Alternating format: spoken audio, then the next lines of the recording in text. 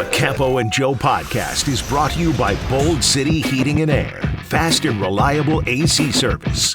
Welcome, Campo and Joe on Facebook Live, or if you're catching us a little bit later with our podcast, we totally appreciate you tuning in, listening, watching, whatever you do. We know we love it. All of Duval. Joe C. from XL Primetime, our head coach, Dave Campo, as well, Coach, we moved into the offseason quicker than we thought. Okay, we thought this was going to be a playoff preview show. Yet? Yeah, no. Absolutely. Let's this is bad. Get our bad karma over there. Yeah, obviously I thought I was going to feel a little bit better. I thought the sun would come out and it'd be another day. The sun hasn't been out since the end of the game. It's been raining and thundering. Yeah, and as I opened up XL Primetime earlier today, because they were talking about these tornadic winds and winds of change is how I opened up the show. And honestly, let's open up our Campo and Joe podcast the same way. There are winds of change. So we figured what we would do is we would work backwards and basically talk about the biggest news, which was the firing pretty much all of the defensive staff, decisions also on the offense. So let's attack that first, and then we might dig in on what was a terrible loss at the end of our podcast. Because, look, the essence was this football team was trying to make it to the postseason. They thought they were going to make it to the postseason. They didn't, so we still got to deal with that. But I would like for you just to kind of take the listener or the viewer through the idea of, as a head coach, you get to the end of the season, you did not make the playoffs. You got to make some tough decisions, and take us to Doug making those decisions. Well, when you don't do well and you struggle and you don't make the playoffs, and especially if you collapse, obviously there's going to be change. Somebody's going to go. Somebody's going to pay for it. Right. Sometimes it's the head coach. Sometimes it's the general manager. Sometimes it's one side of the ball, two or three guys, whatever. I think in this case, the defense did not play the way they needed to play down the stretch this year. So they're in the crosshairs. And it's a tough decision, especially Caldwell actually played for Doug back in the day. And, he goes way back with him. And, that's something that is not easy. You got family, you've got, kids, in school, it's a rough time, but sometimes tough decisions have to be made. And that's why you're the head football coach, because you're in charge of all of that. And so when we go through this, and we'll just, basically say the entire defensive staff was wiped out, even though that's not the case, but they went basically front, middle, and back of this defense. And Mike Caldwell, the defensive coordinator, who was just in his second year. Remember, he was a first-year defensive coordinator last year. He learned under Todd Bowles, certainly learned under a guy with absolutely some defensive teams that you can point to that have had great success. And I thought, and this coach, I always had fun with calling him the ACOY, Assistant Coach of the Year. I was trying to nominate him for that. Well, the bottom line was, you got an inexperienced coordinator and you got inexperienced players, and it really just didn't all come together. They started particularly well in one department, and then they just faded down the stretch. Yeah, first of all, Todd Bowles, who was kind of his mentor for a number of years, is a very, very smart football guy. Mm-hmm. And I think that Caldwell was trying to do some of the many things that Todd did with his defense and with young players, and it just didn't work out. There were a lot of discipline issues. I think Mike's a wonderful guy, but I don't know how much he really put his finger on stuff. But there were way too many mistakes, and it goes back all the way to last year. I mean, to be honest with you, the turnovers that our guys got really covered up some of the real deficiencies, and that's being in the right place and knowing exactly where to go. And a great example of that was number 33. He obviously Lloyd was picked high. He's really kind of struggled in what he's done, and some of that is because guys weren't in the right spot. He wasn't in the right spot. He just didn't know exactly what to do all the time, and that's an indictment on the staff. You know, I sit there and I search for answers, and I know that Doug Peterson was doing the exact same thing. And I'm sure all of Duval's thinking the exact same thing, is that they're probably screaming immediately at our Campo and Joe podcast saying, hey, guys, it wasn't just the defense, it was the offense. And so we're going to try and get to both of them, but let's at least deal with that on the whole. The defense, as you said, it looked like they sagged in the end. They weren't assignment rich. They were more freelancing out there. At least that's what it appeared to be. They became less willing tacklers. I joked before that Derrick Henry started off dodging defenders, and then defenders started dodging him, and he torched them for big yards. But both sides of the ball have problems, Coach. Well, I think a lot of what went on the offensive side of the ball was a little bit more of lack of practice time with a quarterback being hurt, the receivers, the timing, different receivers out there because guys were hurt. Mm-hmm. They lost the middle of the field with Kirk. You know, he was a guy that could go to the middle of the field and make some plays in there. The other receivers weren't that happy with that part of the game. So, to me, those things are fixable. On defense, when you start talking about discipline and offsides and holding penalties and stuff like that, mm-hmm. and then just errors of not being in the right gaps and that type of thing, those can be fixable. But I'm not sure they can be fixable with the group that was out there, because obviously they allowed it to happen. Mm-hmm. Yeah, and so and this is where I kind of come back to the Doug Peterson question. And look, I'm a Doug Peterson fan. I have said it over and over that he is the most professional coach this team has hired since Tom Coughlin, and even more accomplished than Tom Coughlin, because he came in here with a Lombardi Trophy and a statue outside of Lincoln Financial. But he is a guy that I would describe as he's got a plan, got a blueprint. He certainly knows offense, but he's going to hire coaches to coach. He's going to hire them to do their job, and he's not going to be, and I will use Jimbo Fisher as an example. Jimbo Fisher in college would hire you to do a job, and then he'd try and do your job for you. Exactly. And so Doug empowers individuals to do their job. And then at the end, and you can't necessarily make a sweeping decision like this during the regular season. You can only make it at the end. Right. And a perfect example of that is Press Taylor. You know, he's given Press Taylor an opportunity to be the guy going forward that's going to get himself a head coaching job in the future based on what he does as a play caller. Mm-hmm. That's exactly what you're talking about. He's given him, authority to do a lot of stuff to give him a chance to develop. Right. Well, he expected the same thing on defense, and it hasn't happened. The only guy that's really developed on the whole defense has been the Trayvon Walker. Mm-hmm. And Josh Allen coming into his own. Sure. Which is why Bill Shuey was retained. And by the way, that was one of the coaches that was retained. Mm-hmm. So, to me, I think it's, sometimes when guys are let go, it's not just based on, how many yards they've given up or how many,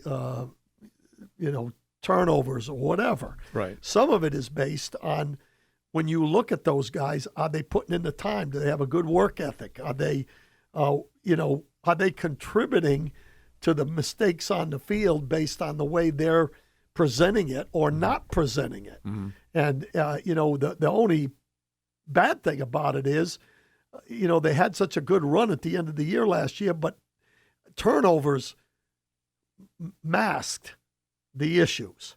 And that's discipline issues. Fair. And I think that really is where it sits right now. I think he saw finally that there were some guys that weren't upholding what their responsibilities are. Mm-hmm. And in order for us to go forward, I need to make a tough decision, and I think he made it. Yeah. So let's go back real quick, because this team was leading the National Football League in takeaways for a large part of the year. And then when you come, and I always like to use like a line of demarcation, and in this case, December was my line of demarcation, where they had a chance to become the number one seed. This was after beating the Houston Texans. They were going to be favored in all of their remaining ball games, and that includes the Baltimore Ravens. At that point, I thought they would be favored against the Ravens because they were hosting the Ravens on Sunday Night Football. That's the only reason why at that point they had a chance to be the number one seed, and then we all know hell broke loose, and it was a Duval disaster instead of a Duval dream in December. So they started giving up tons of points. But the other side of it, like I said to you earlier, is the offense didn't come through either. Right. So explain to me and to our viewers and listeners how wiping out a staff is going to fix a problem on one side and keeping the staff is going to fix a problem on the other side. Well, because he's, Doug is an offensive guy, and he knows how guys are working. Are they doing things that he would do in retrospect? He knows that side of the ball. Guys that are going to be kept there are the guys that he trusts and feels like are good coaches, and that they're holding guys accountable and trying to get what's right. When you look at the other side of the ball, it's just, he's looking at it from afar in a way, but he's seeing that the results aren't there. And he's also, I guarantee you, he's seeing the guys that are working till 11 o'clock at night, 12 o'clock at night, or the guys that are going home at 6 o'clock at night. Yeah. So I think that that's part of it. I think that he feels comfortable that the guys that he's been around, he trusts to get things fixed. Now, and like you said, he comes from the offensive side, so he believes that he can push a few buttons. He is giving Press Taylor maybe the benefit of the doubt, whereas a lot of fans probably are not giving him the benefit of the doubt. But just staying on the offensive side for a second, I feel like Doug Peterson needs to charge himself with making it a better product offensively, with making his quarterback a better player, and I always use that phrase, mistake-prone or mistake-free. He needs to play more mistake-free. We have seen the stats. The stats don't lie. He's averaged 2.5 turnovers, Trevor has, the last 4 games. They're not all his fault, but they're a lot of his fault. He's going to have to put some work in. Well, there's definitely enough negative to go around, including the fact that, first of all, you're going to give Doug Peterson the benefit of the doubt. The guy won a Super Bowl. Yeah. Took the team through that whole thing, which is not easy. No. And he did it. Beat the GOAT. And Tom beat Brady. the GOAT Yeah. with a guy that ended up not being very good in the end. He was the real GOAT. So you give him the benefit of the doubt. The other guys have got to perform. And I think it's, he's in a position right now when you make a change like that, which is drastic. Yeah. A lot of times when you make a big change like that, the next guy out the door is you. Well, true. Sometimes you have to make that change, or else you're going to go out faster than the inevitable. Yeah, and I do like that part of it because he didn't hesitate. This was a swift decision. He did say he'd made the decision after talking to his players. Right. And I think that, and I'm just paraphrasing here, but he basically said, I already have my thoughts. Yeah. Right. I've got my whys, meaning why did you do this? You may not agree with them, but he basically took what he got from the players and it matched up with what he decided. Correct, and that's what I was going to say. I was going to say he made that decision before he talked to the players. Okay. All the players did was basically confirm qualify, that what he was thinking was correct. Yeah. And so, again, it's not always, the end product. Most of the time it is. Okay. But some of it is just fit and whether or not he feels guys are loyal and on the same page, and that there's not a lot of dysfunction amongst that group or that group and the offensive group. And I think there was some of that going on over there, and I think he just felt that this was a time to, he got to make a move. Yeah, because there was actually some finger pointing that was going on the sidelines, that was going on in the locker room. All right, so let me go, and we'll probably go chicken versus the egg the entire offseason, but this is the classic chicken or the egg because he got rid of coaches. You can't fire all the players. We know that it's a common phrase. But he got rid of coaches for what you believe, and I don't want to put words in your mouth, but maybe that they either weren't organized, driven, put together the right game plan, develop the player. We can come up with a handful of things. But what about the player themselves? Okay, how are they going to improve this group of players that they have? Well, they're going to bring in some guys, number one, on the defensive side of the ball that he feels like can do that. He's going to bring in some guys that he, none of the guys that were let go were his guys. Now, as far as coaches, yeah, coaches, and obviously it goes back. Mike Caldwell was on a team that he was coaching, or he might have played with them. I don't know. I think he might have played with them. They had Philly ties, Yeah, and so that was there, but the rest of the coaches were all kind of brought in because of what other people had said or whatever. He's going to bring in guys this time that have had association with him, and I think that's important. Yeah, but I still feel like he made the decision to bring in a Brinson Bugner, to Shea Townsend. He kept Tony Gilbert here. He definitely had some guys that Bob Sutton had been here. You know him very well. Yep. He's respected. But of the other guys, he made those decisions. This wasn't Urban going, hey, give me a list of people that you think I should hire. Right. He had – so I'm laying it at his feet, and I'm giving him credit for making what I would classify as a swift decision this year, and I like that part of it. But those a lot of were his guys. Well, he doesn't get a free pass, right? But he does get the benefit of the doubt, right, because of what he's done, mm-hmm. and that's how I look at it. Mm-hmm. Now, what goes on from here now is going to be the key to whether or not he's the right guy going forward. And, right. And I think that I have to give him credit because. The Campo and Joe podcast is brought to you by Bold City Heating and Air. Fast and reliable AC service. When I look at his DNA, mm-hmm. it's not about firing guys. Mm-hmm. Right. It's about, like you said, giving some opportunity for those guys to make something of themselves going forward. Yeah. And I think that's a good trade. Yeah. But at the same trade. time, you got to be on top of everything and make sure that your guys are doing what you're asking them to do.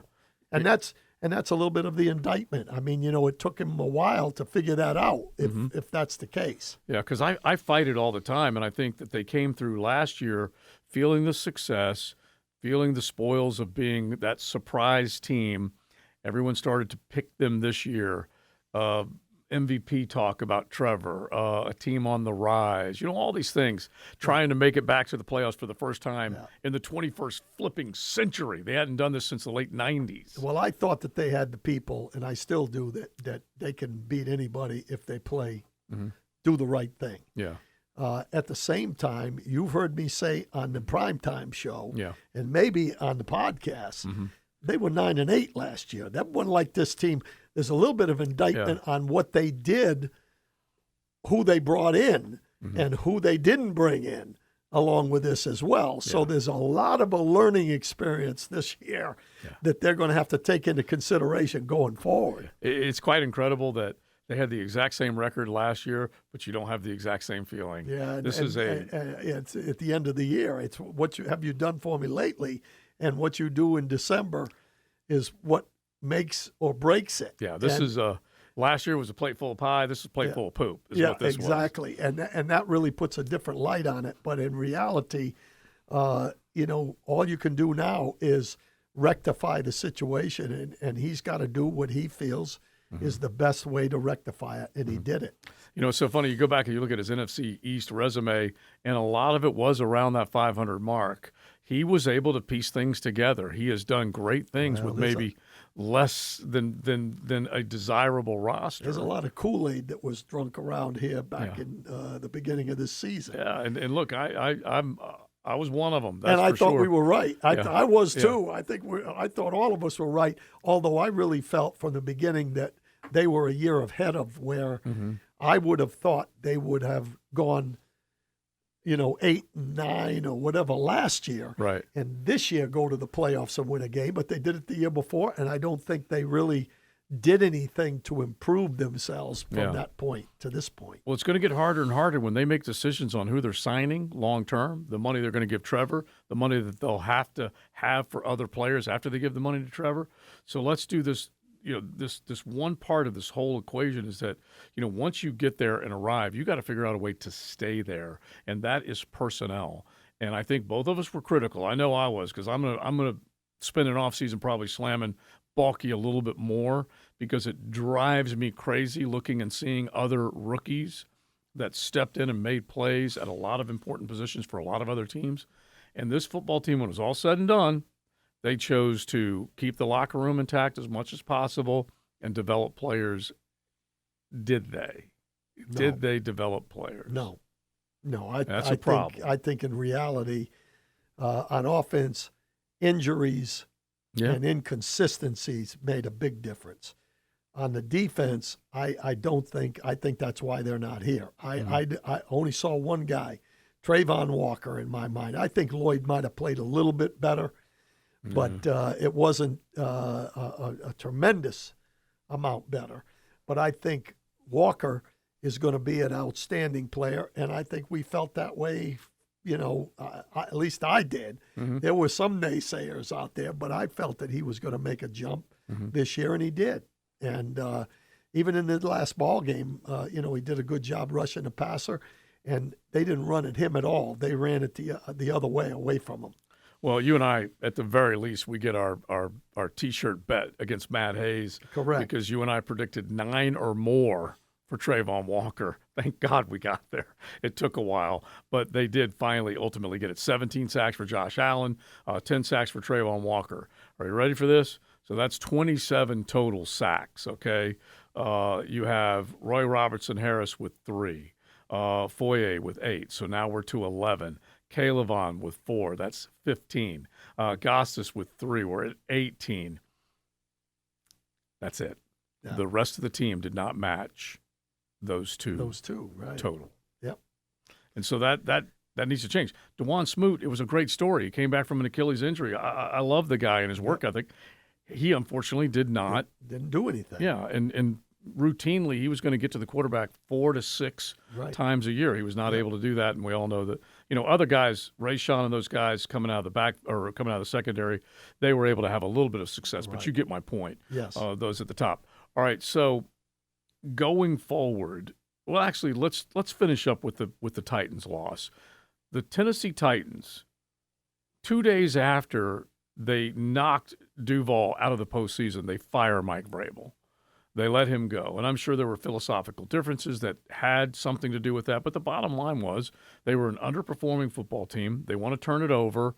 They have to say goodbye to, at the very least, Ryan Tannehill, very likely Derrick Henry.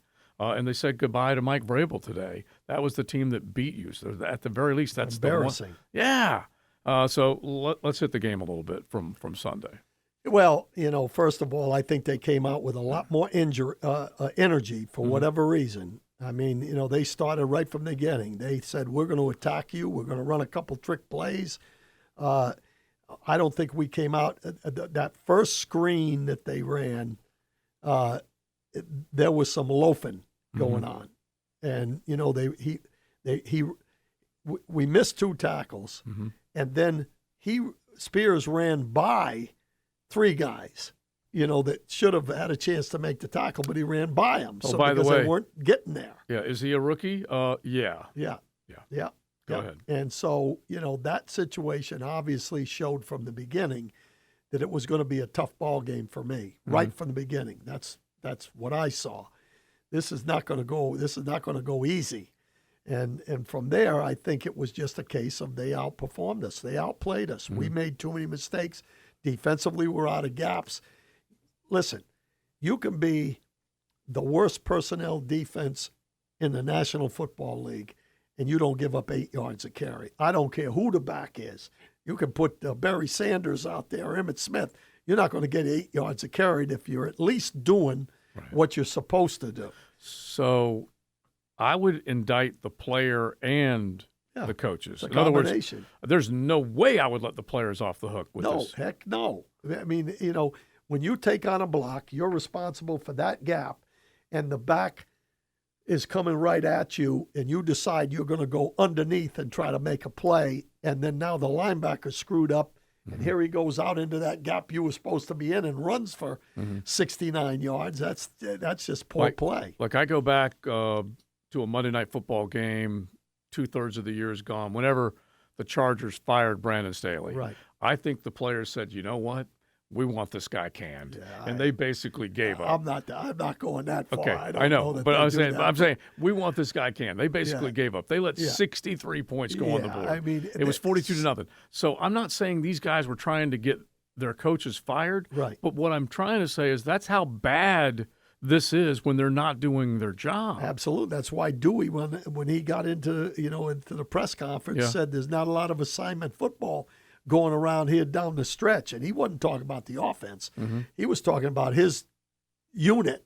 And he wasn't just talking about yesterday. He was talking about the last 5 or 6 weeks. Mm-hmm. Sometimes when you have done a good job with turnovers, all of a sudden everybody wants to be the hero. Mm-hmm. Everybody wants to make that play. Yeah. Everybody wants to get that interception. Everybody wants to cause that fumble.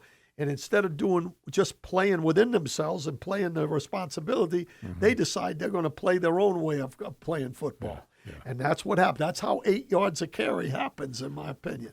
Derrick Henry, at one point, had 14 carries for 147 yards. Yeah. 14 carries for 147 It started on the very yards. first carry, Yeah. the first play of the game, Yeah. 12 yards. Mm-hmm. Out of the gap, bam. There he Incredible. goes. One missed tackle, and he runs over the next guy, and it's 12 yards. All right, well, Coach, we're out of time, but I got a feeling we're going to be busy the entire offseason. We got a lot to do. Real quick, leave us with a thought on where you think he might go in terms of searching for that all-important defensive coordinator hire. Well, I think when you really look at it, I think he needs to really zero down on this quarterback. And however they want to do that, they have got to get him with the understanding that you cannot turn the ball over. Mm-hmm. They've got to zero in on what he's reading, what he's doing with their scheme. I think they have to look at their scheme and get that squared away because I don't think it was very innovative during the course of the year. I think that's something that has to happen. And then really he's got to look for a guy on defense that's a proven guy that he has confidence in, that can hold his own over there and that can, put that defense together with him not being right on top of it all the time. All right, Wink Martindale's the guy who stepped away from New York. Does that do anything for you? Yeah, I don't know if, I think he's a really good football coach. I didn't think you could just resign and go somewhere else when you're under contract. Yeah. And so I don't know if he's even going to be available, but he is a guy to look at, obviously. Right. And you can't just make a lateral move. It's a little bit like Fangio going down to Miami. Mm-hmm. The head coach there was smart enough to know I'm going to run this offense and I'm going to get me a proven guy that I have confidence in that can run the defense. And I think that's what's got to happen next. Mike Zimmer, one of your guys that you know well, who's been out now for 2 years. Right. He was the head coach of Minnesota. Yeah, Mike Zimmer, is a good football coach. Mike Zimmer is Bill Parcells Jr. I'm not sure the players today really respond to that necessarily, but from a discipline standpoint, I guarantee you he's disciplined, and guys are not going to be out of position. Now, whether or not they play for him, that's another situation. Chief, who directs us, has got the mic up. He says, I got to say something. I was going to say, what about a coach that is already in Jacksonville and has won a couple of Super Bowls as a defensive coordinator and has a couple of rings on his finger? The chief is nominating you, Coach. And may or may not have a bobblehead present in this room. And the problem with that is that I'm on 6 pills as it is to stay going. My stomach and my heart are much better off doing what I'm doing right here, criticizing everybody else and Spielberg, than getting criticized. Spielberg has seen him just get all sorts of fire-breathing mad. I see the vision. Yeah, just as an analyst. I just know from engineering all those fifth quarter shows. Yeah. After the defense screws up this and that and whatever, and every fan is like, what in the hell is going on? All I know is Coach Campo and all those shows can tell me exactly what the hell is going on. He's got the answers. He's like, this guy's not doing this. It's the wrong cover. In this coverage, this guy's got to do this, but he did this instead. This man knows what he's doing. That's all I know. And how many times have we heard bunches? Okay, they better figure out how to handle stacks bunches. And bunches are not their thing over there. They can't handle it defensively. And I appreciate you, Graham, of course, Coach. Endorsing me, but I'm happy doing exactly what I'm doing now. I'll say this. You don't have to be the DC, but can I get you there every so often and get in front of a whiteboard and some tape and tell them what the hell is going on? Well, hopefully they'll bring in a guy that can do that without me. Yeah, drop some knowledge. All right, we will throw more names at you as we go along, and we'll find out whether they're swift to move, whether they're going to the Senior Bowl, and they'll start interviewing people out in Mobile. We're out of time, Coach. Yep. As always, we appreciate it. Appreciate it. What a sucky way to end the season, but We'll deal with it. The offseason is going to be very busy. Joe C. from XL Primetime, our head coach, Dave Campo. This presentation of the Campo and Joe podcast is brought to you by Bold City Heating and Air. Fast and reliable AC service.